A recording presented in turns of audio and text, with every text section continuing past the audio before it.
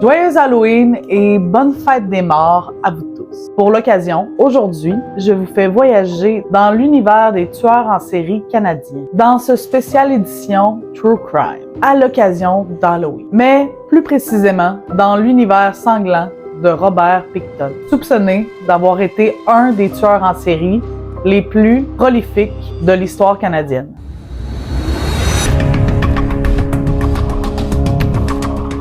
Entre 1978 et 2001, au moins 65 femmes ont disparu dans le quartier de Downtown Eastside de Vancouver. Robert Pickton, qui possédait une ferme porcine près de Vancouver, à Port Coquitlam, a été accusé de meurtre de 26 femmes. Il a été reconnu coupable de 6 chefs d'accusation et condamné à une peine d'emprisonnement à vie. On menait à la plus grande enquête sur un tueur en série de toute l'histoire du Canada. Et la ferme de Robert Pickton est devenue la plus grande scène de crime de l'histoire du Canada. Né le 24 octobre 1949, Robert Pickton est élevé dans une ferme familiale près de Port Coquitlam, en banlieue de Vancouver, où ses parents, Léonard et Hélène Louise, sont éleveurs de porcs. Les cochons, laissés en liberté, errant librement dans la maison, ce qui vaut aux jeunes frères Pickton d'être traités par leurs camarades d'école de cochons puants. Plus tard, Robert Pickton suivit une formation de boucher. Après la mort de ses parents, à la fin des années 1970, et le départ de son frère David et de sa sœur Linda, il reprend la ferme familiale, habitant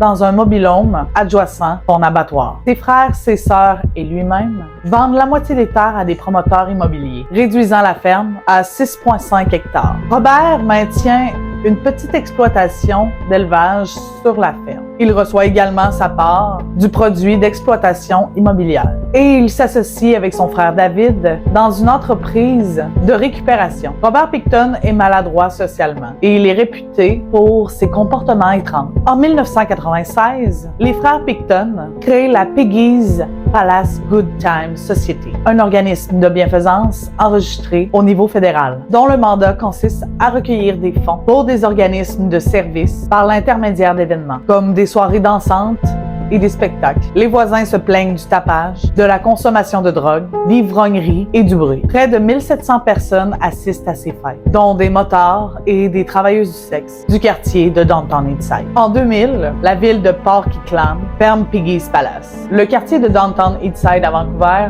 est reconnu pour ses taux élevés de pauvreté, d'itinérance, de consommation de drogue en public et de prostitution. Dans les années 1990, 80% des filles et des femmes travaillaient dans le milieu du sexe, venaient de l'extérieur de Vancouver, et certaines n'avaient plus de contact avec leur famille depuis des années. Robert Pickton devient un habitué du quartier Downtown Eastside, étant donné qu'il visite régulièrement d'une usine d'équarrissage du quartier où il se débarrassait des restes d'animaux. Il se promène souvent en voiture le long des pâtés de 10 immeubles appelés Low Track, offrant aux femmes de l'argent et des drogues, et les ramenant souvent à la ferme. Au fil des années, à mesure que le nombre de disparitions augmente, la rumeur de l'existence d'un tueur en série commence à circuler dans le quartier de Downtown Eastside. Les travailleuses du sexe commencent à marcher en groupe le long de la Low Track et elles notent les plaques d'immatriculation des voitures qui viennent chercher les femmes. Mais les disparitions se poursuivent. En 1991, les familles des femmes disparues, en compagnie des défenseurs des travailleuses du sexe, créent une marche commémorative annuelle le jour de la Saint-Valentin, en hommage aux victimes assassinées et disparues. Elles exigent une enquête approfondie, mais la réponse de la police est lente. La police de Vancouver refuse non seulement d'affirmer qu'un tueur en série est à l'œuvre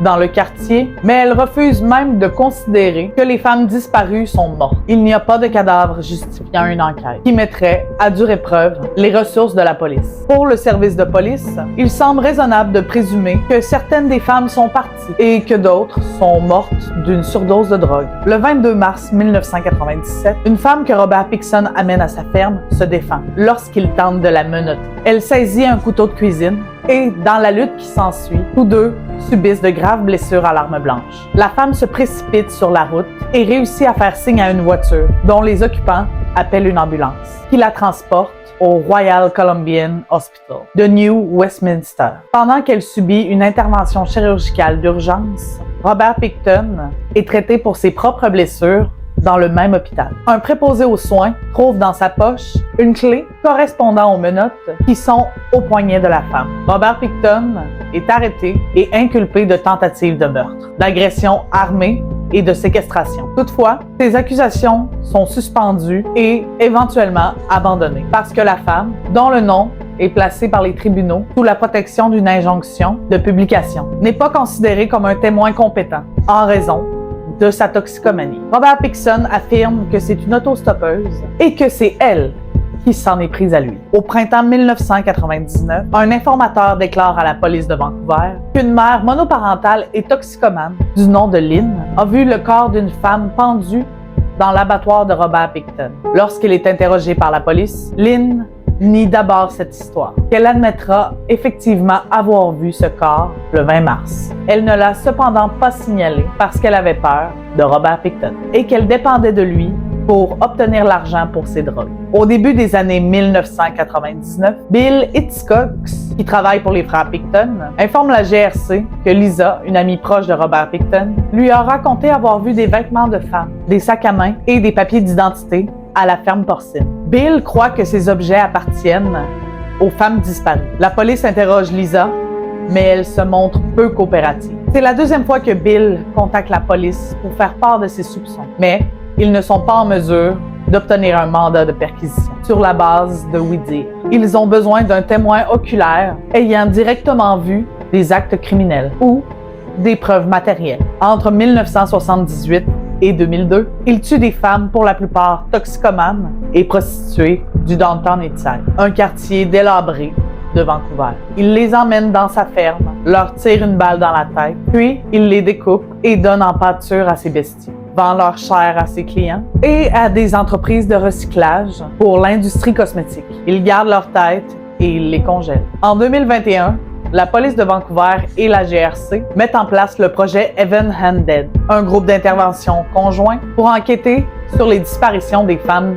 du quartier Downtown Eastside. Au début de février 2002, Scott Chubb, autrefois employé par la famille Pickton comme chauffeur de camion, informe la GRC qu'il a personnellement vu des armes illégales dans la caravane de Robert Pickton. Cette information répond aux conditions officielles pour obtenir un mandat de perquisition. Le 5 février, des officiels du groupe d'intervention perquisitionnent la ferme porcine. En plus de nombreuses armes illégales et non enregistrées, ils trouvent plusieurs objets reliés aux femmes disparues sur la propriété. Robert Pickton est arrêté pour possession illégale d'armes à feu et il est ensuite libéré sous condition. Il est toutefois maintenu sous surveillance et n'est pas autorisé à retourner à la ferme porcine, pendant que la police mène des recherches approfondies en vertu d'un deuxième mandat de perquisition. Parmi les preuves qu'il découvre se trouvent des menottes, des vêtements et des chaussures de femme, des bijoux et un inhalateur pour l'asthme prescrit à Sereng Abotsway, une des femmes disparues. Des tests d'ADN effectués sur du sang trouvé dans un camping-car sur la propriété révèlent qu'il s'agit de celui de Mona Wilson, une des femmes disparues. Le 22 février 2002, il est arrêté et inculpé de 2 chefs d'accusation de meurtre.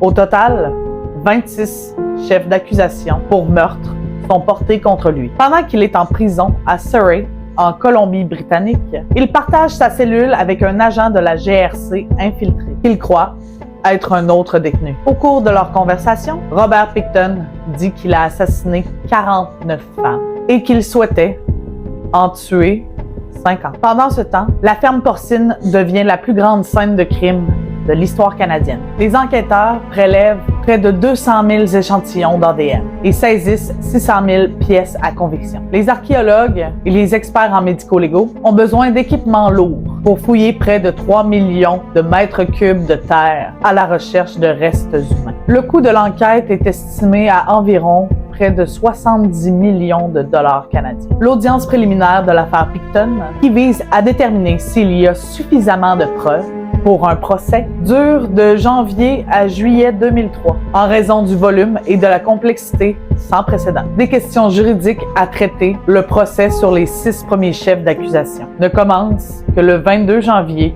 2007, à New Westminster. Le 9 décembre 2007, Robert Pickton est reconnu coupable par un jury de 6 chefs d'accusation de meurtre au 2e degré. Il est condamné à la prison à vie dans un pénitencier fédéral sans possibilité de libération. Bien que Robert Pickton affirme avoir assassiné 49 femmes, il n'est inculpé que pour 26 des meurtres, de celles qui ont pu être identifiées, grâce aux preuves qui ont été trouvées sur la ferme porcine. Après la condamnation de Robert Pickton pour les 6 chefs d'accusation, lors du premier procès, les procureurs de la couronne de la Colombie-Britannique laissent ouvert la possibilité de le juger ultérieurement pour les 20 autres chefs d'accusation. Toutefois, le 4 août 2010, ils annoncent qu'un deuxième procès n'ajouterait rien à la peine infligée à Robert Pickton, même si d'autres condamnations sont prononcées, parce qu'il a déjà la peine la plus lourde possible en vertu de la loi. Cette décision soulève la colère de certaines des 20 familles des victimes, et d'autres déclarent être soulagés de ne pas avoir à subir un autre procès long et difficile. En 2016, un livre autobiographique intitulé Pickton, In Each One Word, prétendument écrit par Robert Pickton, est sorti clandestinement de prison et est publié. Il est mis en vente sur Amazon, mais il est retiré en raison de l'indignation du public. Le 19 mai 2024, Robert Pickton est attaqué à l'établissement de sécurité maximale de Port-Cartier au Québec. Un co-détenu de 51 ans poignarde Robert Pickton à la tête avec un manche à balai cassé. Robert Pickton, âgé de 74 ans, est placé sous respirateur artificiel et plongé dans un coma. Il est décédé le 31 mai 2024. Oh! Toute qu'une histoire qui n'est pas remplie de légèreté, on va se le dire. Je vous ai épargné beaucoup de détails qui sont horribles. J'ai déjà que l'histoire est horrible en elle-même. Je la connaissais pas, puis quand j'ai fait mes recherches, j'ai éliminé certaines choses qui sont assez hardcore. Si vous voulez aller vous renseigner, je vous le conseille pas, c'est vraiment atroce comme histoire. Vous pouvez, il y a plein de liens sites internet que vous pouvez aller consulter. Je ne les mettrai pas en description parce que c'est odieux. J'espère que vous avez aimé la vidéo. Dites-moi là en commentaire si vous avez aimé. Vos commentaires me font toujours un bien énorme. Un énorme merci à ça. Vous êtes trop gentils, vos commentaires sont trop mignons. N'oubliez pas de liker la vidéo. Et puis, si vous n'êtes pas abonné, abonnez-vous. Puis, je vous souhaite un joyeux Halloween. Très belle fête des morts. Et on se voit dimanche pour une nouvelle vidéo. Prenez soin de vous. Profitez de la vie. Ciao!